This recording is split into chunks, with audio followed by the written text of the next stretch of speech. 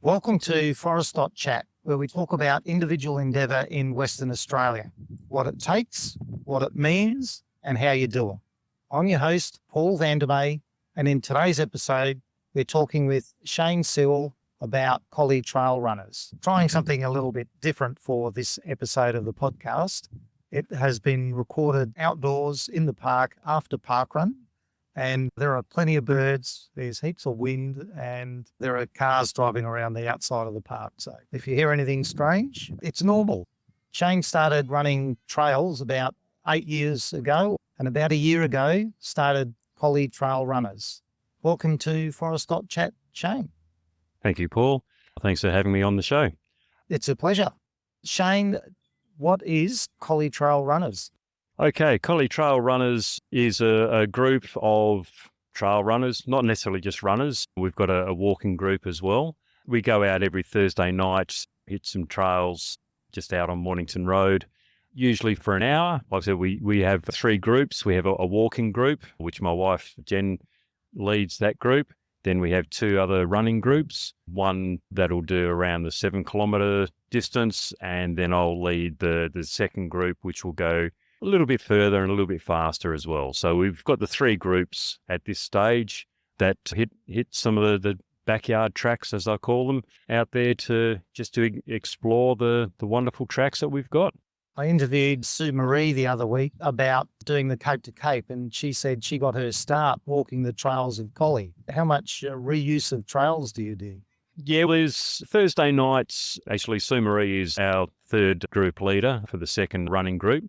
She likes to use familiarity of the same tracks for her group, but she does then mix it up with different tracks as well. Whereas Jen, with the walking group as well, she will stick to some familiarity of the same tracks, but then also mixing it up.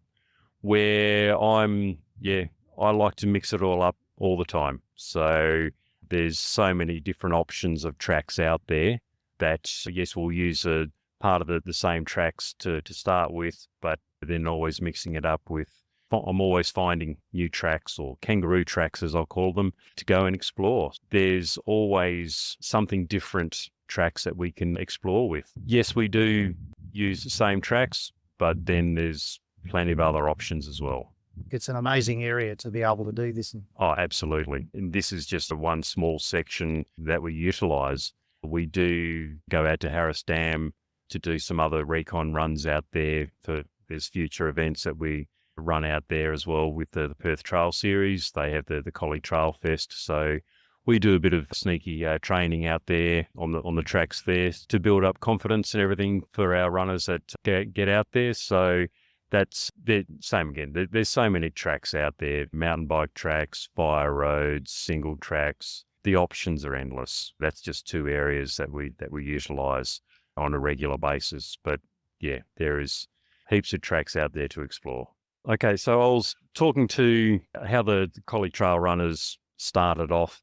Been talking with one of my fellow trail runners here about a year ago, Clint Riley, and we're just talking of how we're wanting to get other trail runners out there, because he's been doing a lot of trail running himself down here, and I've been doing a lot of stuff myself as well. And speaking with people from parkrun as well, exploring some of these tracks and everything else, the interest was certainly evolving, people wanting to come and join us. So we thought we need to get a group started. Got together and we were thinking, why isn't there a group here already? So we got together and we got the name together, the Collie Trail Runners, very, very imaginative, but we needed a logo or something to go with it as well.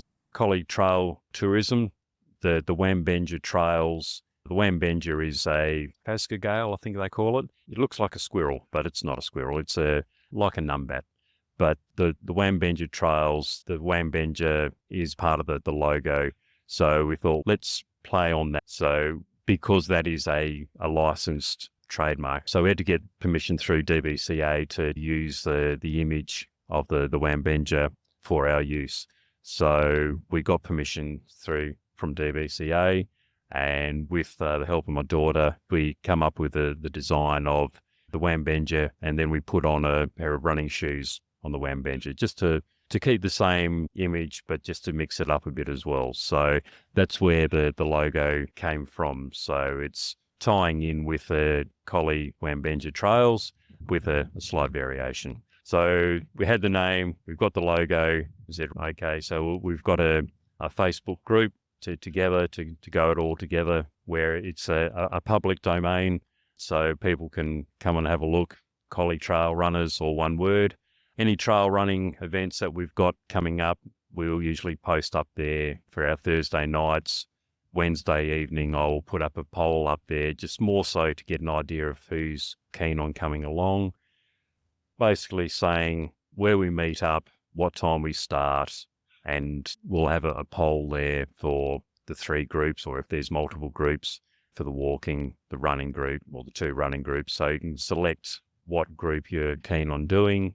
Then it's more so an idea of, we know who's coming, so we don't have to not hanging around waiting for someone that's not going to turn up. From that, it's a weekly bit of a mini blurb of what we're going to do, if there's any special events or anything else. We had one for Halloween a couple of months ago. We've got some interesting names for some tracks out there. So there's Dead Cats, the Old Dead Cats, there's Pet Cemetery, Grave Diggers, very morbid names. We thought, hey, we've got to incorporate that for the Halloween specials. In doing that, we had the Walking with the Dead group, we had the Running with the Wolves, and Running Away from Zombies group as well. So just little things like that, just to play on words, and just to make it interesting for people as well. So we're out there for the fun, for the run and walk, but just to mix it up. And that's just me being friendly and joyful and just putting it out there. So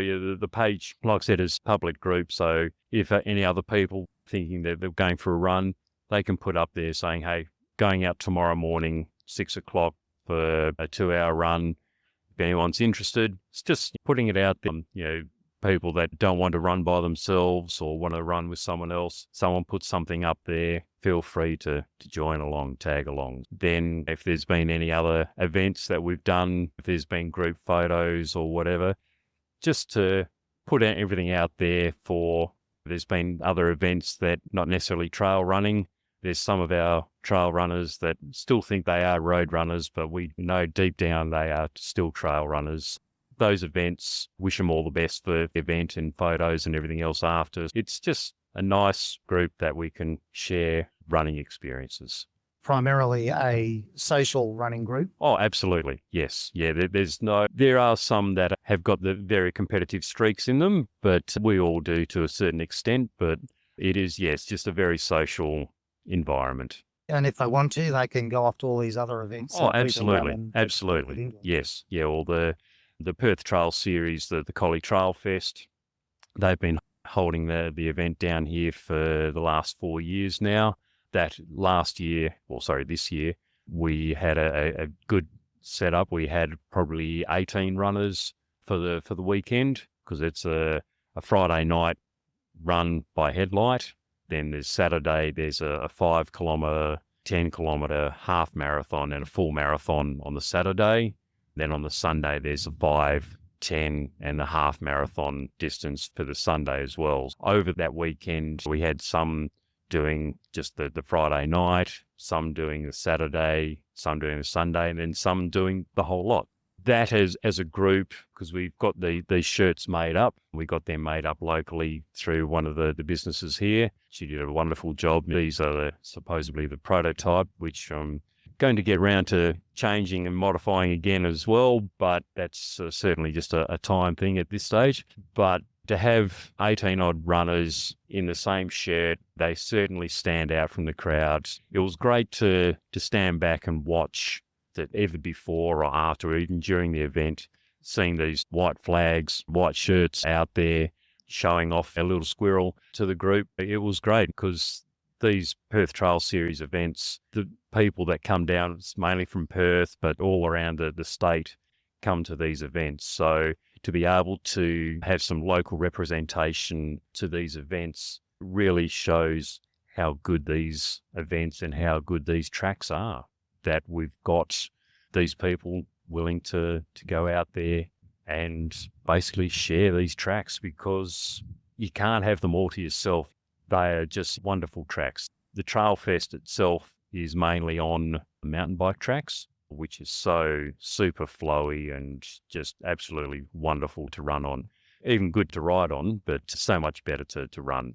So we have this bit of an understanding of, if we are using mountain bike tracks, ideally we run in the opposite direction. So if there's bikes coming, we can see them coming. It would be a shame to not have these tracks being used purely just for bikes. They're, like I said, that's just wonderful tracks to run on. And in saying that, there's other fire roads and access tracks which are just as good to run on. Yeah, it's wonderful out there, being out in the nature, hearing the birds, kangaroos, wallabies and everything else out there. We've come across a few echidnas as well. So coming across those really does open your eyes up to what wonderful tracks and stuff, bush that we've got out there. That's great to hear. There's a few things in there that are worth mentioning, and one of those is using the local supplier. That's a fantastic thing to be doing. That's the thing. When we could get something done elsewhere, but hey, we are a local group, use local suppliers, and Jenny, she's been wonderful to deal with and to come up with. It was a bit of a last minute trying to rush to get them for the Trail Fest itself. Yeah, she was able to supply and turn over these shirts in preparation for it, which was absolutely wonderful, because initially it was just going to be as a pipe dream. But you said, yep, no worries, got them done. So it was great. Yeah, anything that we can do locally, why not? Definitely worth supporting your local. For sure. And the other thing is about being out in nature, but we might leave that until what does it mean question. For sure. Or a little bit later on. Yep, definitely. Shane, what does it take you to lead the Collie Trail Runners? To lead the group, it's a matter of reading the group itself, because you don't want to be going out too fast, too hard, that people are struggling. It's constantly watching and reading how they are out on the tracks. If they're struggling for pace or whatever, that's when you need to learn to back off or have a breather every now and again. It's just, reading the group.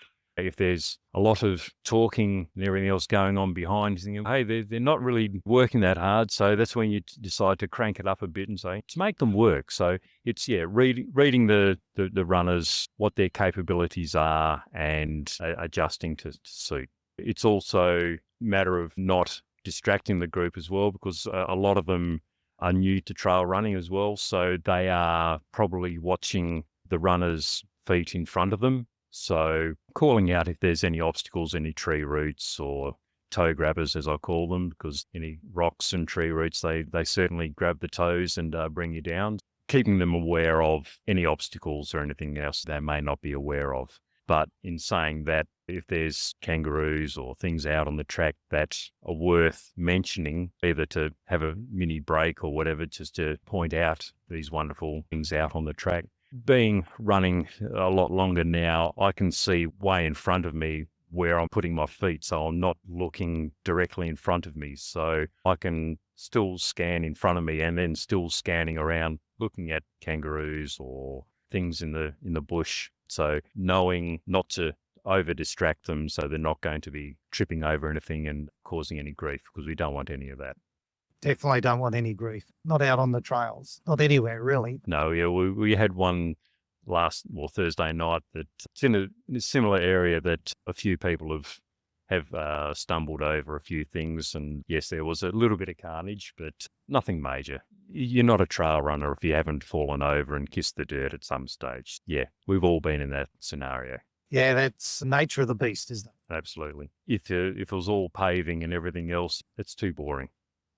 Nothing against road runners. I do run on the road. I still do park run, but just running out in the bush is just so much better. It's a release. One of the guys from Thursday nights, he only works 4 days and Thursdays is his last day, and he looks forward to Thursday nights because he's finished work.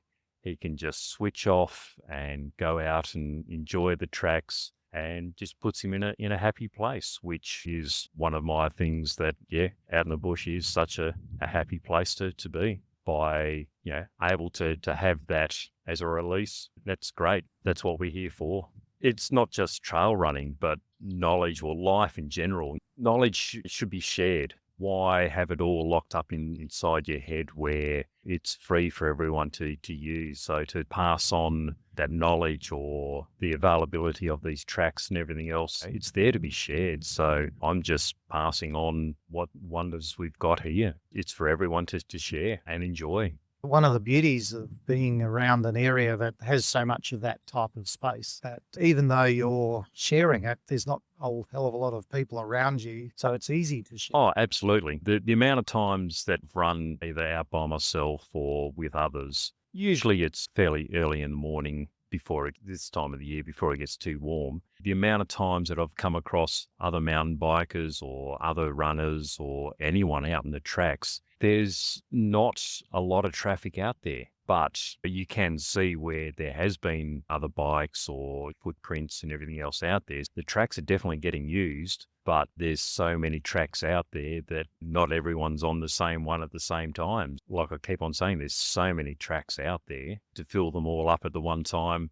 that'll be a great thing to do, but it's great that these tracks are being used. We've had a look now at what it takes to lead Collie Trail Runners. We'll have a break now, and after the break, we'll look at what it means.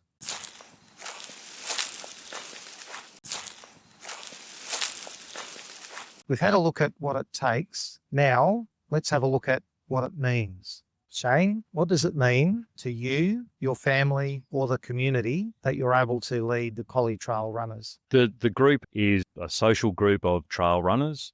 From forming this group a year ago, the amount of new people that keep on coming in, we have our regulars week in, week out, but then we have other people coming in as well. So for them, we've never didn't know about this group or whatever, and just word of mouth or people hearing about us or stumbling across us either on Facebook or whatever. So having that outlet or that opportunity for people to come out and explore our backyard tracks, it is growing into a wonderful community, whereas parkrun is a great community as well. But with the trail runners, it's getting out, enjoying these bush tracks. Like I say, we've got regular groups or regular people that come in week after week. There's one that we actually both know, Sue Marie. When I first started parkrun here, each week she'll be running, then a bit of a walk, then another run, a bit more of a walk. Now she's been with us for this last year. She's been doing a few other runs as well, but just in parkrun, her times have been improving. The walks are getting shorter, and now basically there's no walks at all. She is running the whole distance, and her average times previously were 40 minutes. Now she's doing sub 30 minutes running. So her fitness level, and it's different enthusiasm as well, to be able to run without having to need to stop and have a short walk at all. Just giving them that extra opportunity to improve their fitness and to be able to put it into other formats of running. Like I said, with parkrun, she can do it now without having the need to stop and walk. Seeing that transformation from where she was to now, that's enjoyable. It's great to see, knowing that the work that we do out on the trails can also transfer to different aspects as well. That's one of the parts of our community that people are enjoying. And like I said, how at the end of their working week, this is somewhere that they can switch off, relax, release, to get into that happy place, to be giving that option to other people for our community, giving them another option of running without necessarily having to be out on the paved roads or paved tracks. It's another option. There's people that come and go with our group. There's always family commitments or sporting or whatever. We don't hold anything of people if they don't turn up for weeks on end. If they keep coming back or they come back every now and again, that's great. They're still wanting to come back and be part of it. So that's the main thing, is that if they want to come back, we're always there. So it's that part of the community is great. To my family, like I said, my wife Jenny, she leads the walking group. Initially, when we first started, or even before we started the Collie Trail Runners, when we were up in Perth, I used to run with the Manning Park Trail Runners group there out of Manning Park, which is another great name for the group, very imaginative. But Clint Slomp up there, he's a great mentor. He's one of my mentors. I learnt a lot from him just trail running through, same again, Thursday night. Thursday night was always trail running night. By carrying on that same tradition from when we left Perth to come down here, Thursday night, we're still got to go for a run. So doing these same little tracks from home, because we're only a short distance from home till we're on the tracks. So we can run from home, do a run, back home again. That was my Thursday night fix. And like any sports person would know, if it's not on Strava, it didn't exist. So it will always be titled as Manning Park Trail Runners, the Southern Chapter Runs. So I still keep in touch with a few of the guys from Manning Park, and they come down to some of these events as well. We've had a few people come down for the Thursday night run as well, just showing them a version of Manning Park. It's great to have that tradition as a Thursday night. Jen probably at that stage was still running a little bit, but preferred to walk. So yeah, Thursday night, I'd go for a run. She would come along on a mountain bike and just keep up with me for a while. But then sometimes I'll just go out by myself. Then it was our form of exercise during the week to go and do something together. Then as the seed was planted to get the trail running group up and running, we thought, yes, it's a trail runners, but it's not necessarily just runners. We've got another group, the Collie Trail Blazers, which started before the running group, which is purely just a hiking group. To incorporate those gals as well, they basically formed the walking group. It's including everyone. It's not just fast running group. We've got a slower running group and the walking group. I'd love to have another couple of groups as well, different paces, to encourage other people, because I constantly get it. Oh, I'd love to come along, but I don't want to hold you guys up. I'm thinking, I don't care if we go a bit slower. I don't care. You're coming out and enjoying it. I don't have to run that fast all the time. I'm quite happy to slow down. As long as people are coming out and enjoying it, come on down. I keep on saying the tracks are out there to be used. Getting people out to enjoy it, bring it on. Shane, do Collie Trail Runners organise any events? We don't organise anything structured. Last year, the Perth Trail Series held the Collie River Ultra Marathon. That was on the Wilman-Bilya Trail, which starts in town, goes out to the Wellington Dam, and then back into town on the Wilman-Bilya Trail itself. It's an 87-kilometre. It's designed as a hike to do it in 5 days, 4 nights. There's huts around the course so you can camp overnight. But this one is, it was basically to do it all in the 1 day. There was the 87 plus an extra bonus Ks to make the 100-kilometre distance. I was silly enough to do that one last year, which was a great experience. And there was a few others that did the 50-kilometre distance as well as a solo run. But they also have a relay team. There's 5 sections of the course, varying from 12 kilometres up to about 25 kilometres each leg. From that, there was a bit of excitement around the people wanting to be involved with it. So I said, ideally, I'd like to have at least 2 relay teams to do it for 2024. So we had 5 teams organised to do the relay, and then there was probably another 5 people wanting to do either the 100-kilometre or the 50-kilometre solo. So we'd started doing some recon runs out on the tracks to get people familiar with the track and everything else.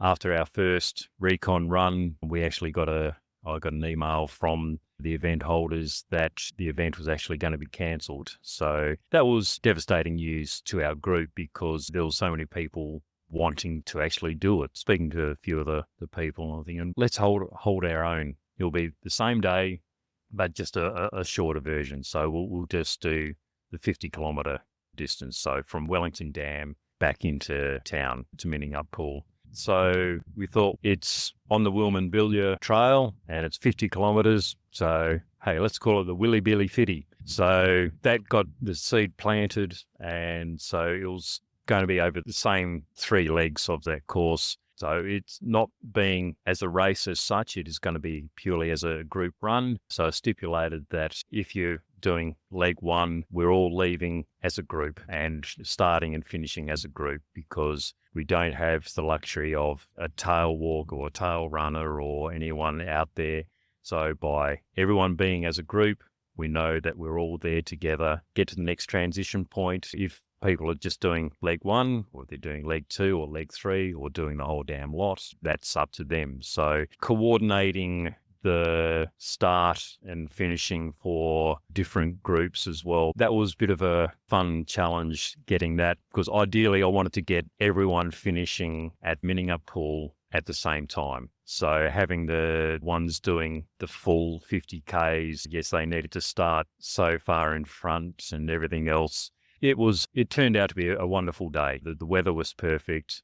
We end up having, I think it was about 18 people all up, either doing the full 50 or 2 legs or 3, just one leg of it. But we had 2 transition points, checkpoints, where you brought your own food, that someone would be at those transition points for water and stuff to top up your packs and everything else. Even coordinating that was potentially a bit of a challenge, but it was good. It was not just me. There was a lot of other people behind the scenes helping out on that. And like I said, at the end of the day, it turned out well. I had spoken to the event managers of the original thing, saying that this is what we're proposing to do, if they had any issues with it. And I said, as long as it's not publicised or anything out to everyone else. And I said, it'll only be the people that were planning to do this event, that they can still, with all this training and stuff that we'd started and preparation, for them to continue it on. They were more than welcome for us to carry out our event as a substitute for theirs. Yeah, it was certainly challenging. There's a few other group runs that I want to structure and just put it out there. From Collie to the Mumbalup pub down on the Bibbulmun track, it's about a 30-kilometre run. So to organise a group just to go for a run, end up at the pub, have a drink, to rehydrate, of course, just purely as a social event. And then there's another one, Buoyant Up, I think it is. Same again, all these different little runs that we can do as a group, purely as a social thing, something different to go out there and enjoy tracks. As an event coordinator, Milena, you can have it. That's certainly a big task to coordinate and to operate. Yeah, there's no chance of wanting to step in your shoes on that one. There's a lot of positive meaning in leading the Collie Trail Runners. We'll have a break now, and after the break, we'll look at how you do it.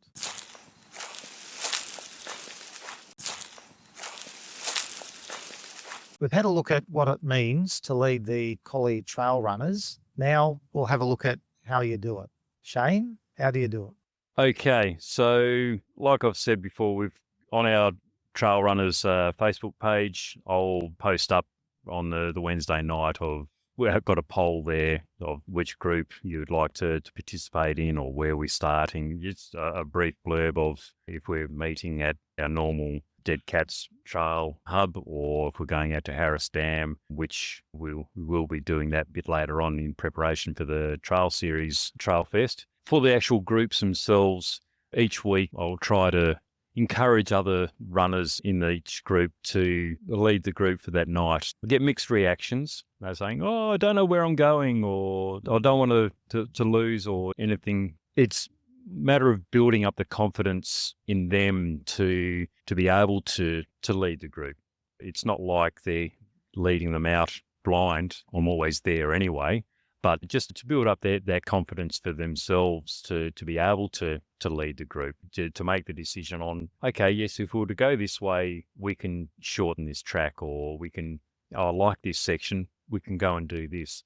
Just gives them that, not necessarily power, that option to mix it up for themselves. to be able to lead the group and to take a bit of ownership of the night. There was a time earlier on this year that both Jen and I were up in Darwin with our other daughter. So we were away for 1 week. So we needed people to step up to lead those groups. We had that flexibility and had the people there that would step up to take control and lead the group. I'll still put the Facebook page up and everything else, the poll, while we're away. But to lead the group and everything else, hey, there's no rules. We try to keep it to an hour, but if it's a little bit longer, so be it. If it's a little bit shorter, doesn't matter. You're still getting out there enjoying it. We haven't lost anyone yet. I'm sure we might get there one day, but I usually take a photo at the start of each run. It's not just for Facebook. It's just more of a confirming of the head count as well. So we make sure that we've got as many people come back as what we started with. So it's more of a quality assurance head count to make sure that we've got everyone. It's building up the confidence in the runners, because if they're just following the shoes in front of them all the time, they're not getting a chance to have a look around. So for them to step up and not having the shoes to look at, to seeing the track and to be able to take that on, like I said before, ideally I'd like to have more groups at different paces. There's some people that are either in between pace groups saying, okay, these tracks, by having a different group or different pace group, by you leading it, where you're going, then you're going at a pace that you're comfortable with, or one that's not too fast or going too far. Like I said, I'd like to have at least another 2 running groups, different pace groups. But whilst we've got the numbers that we've got each week, the 2 running groups that we've got, it's a comfortable mix between the 2. The running group has certainly improved over time, because I used to call them the shuffling group, because they would walk the hills. Not anymore. They're running. Their distance and pace is not far off my longer, faster group. So it's just, probably just a little bit slower. There's no more walking the hills anymore. So I would love to have another shuffling group, which is catering for other people's abilities and fitness levels. People do say that I'm going to be holding people up, but if we've got a few more people in that same boat and that are willing to take on that leader's role, one, like I said, it's building their confidence, not only personally, but knowing the tracks. There's a lot of tracks there, but you can't get lost. You'll get back onto a road that you think, oh, I know where I am now. Okay, yep, we need to go back here. I have got a few reflective markers out there on some of the tracks that we used to use, mainly more for at night, because running at night time compared to daylight, some of the tracks, they do just blend in. By having a couple of these markers around the track, just as subtle reminders, yes, we need to turn left here, otherwise you will be going on the wild goose chase. Just those prompts. When we're out at Harris River for the recon runs out there, I've got some directional arrows I'll put out beforehand for either for the shorter distance or the medium distance, or there for the long one. Or the long runs, I wasn't putting out markers because I was already doing that, but putting out these arrows, just more so confirming for the leaders that they are on the right route. By doing that, because some of them are probably a little bit map challenged, but it's just more confirmation and, like I said, building their confidence that, yes, they can do it. So it's pretty simple to get involved. Jump on the Facebook page and get yourself down there is basically the criteria. Absolutely, yes. And yeah, like I said, if there's you're planning on to do a run or a walk, or you want some company, pop it up there, and there'll always be someone that will say, yeah, I could do that, or that's a starting point, or, yes, if we are doing some other longer runs, or if there's some training runs that people needing to do extra distances and anything for, it's always better to share a run than by going out solo. It's purely a social thing that, wanting to get out there to share the tracks. Fantastic. And do you need any special equipment? This time of the year, well, road running, I would always possibly have a small water bottle, but on the tracks, if I don't have my hydration vest with me, I feel naked. So I will run even Thursday nights or any runs, I would have my hydration vest on with me. One, it's got 2 litres of water in it. but there's pockets in there to put phone. I've got a personal GPS tracker on there as well, first aid kit, just more so being prepared if anything does go wrong. And yes, there is toilet paper there as well. This time of the year, water is a must. A handheld water bottle may not be enough. Usually they're about anywhere from 250 mils up to 600 mils. Doing any decent distance, that isn't enough. They say 1 litre for every hour once you're out there, but that's probably a bit overkill for me. But 2 litres is enough. If you're out in the direct sun, you'd definitely be needing water. But yeah, hydration pack to me is a must. Same again, as they say in school, no hat, no play, to keep the sun off. Flies and everything else is probably not too bad. It's only when you stop, when they decide to come and join you. A decent pair of trail running shoes.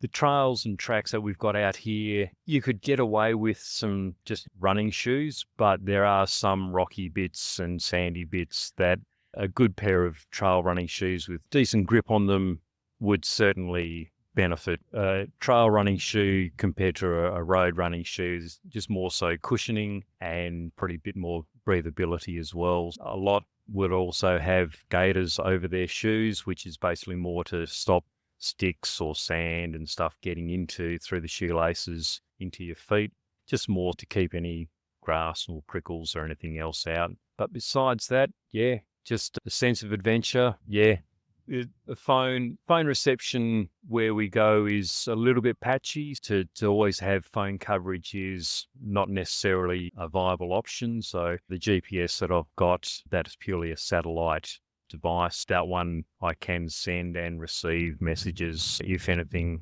touch wood, it hasn't gone wrong. There's always that knowing that there's communication available. So, but yeah, water, electrolytes on a decent run, probably 15 kilometers or more. Definitely have electrolytes to supplement hydration.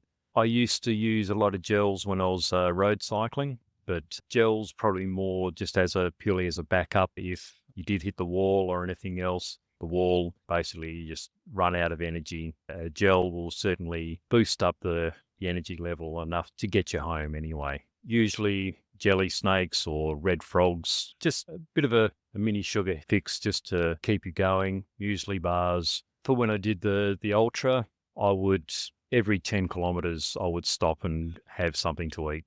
I'd pack sandwiches, usually either peanut butter and jam on white bread. White bread, you can digest it a lot quicker, whereas rye bread, it takes your burning energy to actually digest it, whereas by white bread, you can digest it a lot quicker, so you're not actually expending energy to absorb energy. Yeah, so every 10 kilometers, I would stop, have a sandwich. During that, I would basically power walk, eat, and then continue on. For any big distances, every 10 kilometers refuel, because that's the last thing you want to do is to doing a marathon or whatever to start cramping up or just bonking out. You think, no, you need fuel. Water and electrolytes isn't enough, so getting food into you is a must. So that's for the longer events, but a Thursday night run with Collie Trail Runners is about an hour or so. Like I said, work on an hour. This time of the year, I'll suggest people to bring at least something to drink, even if it's a handheld 500 millilitres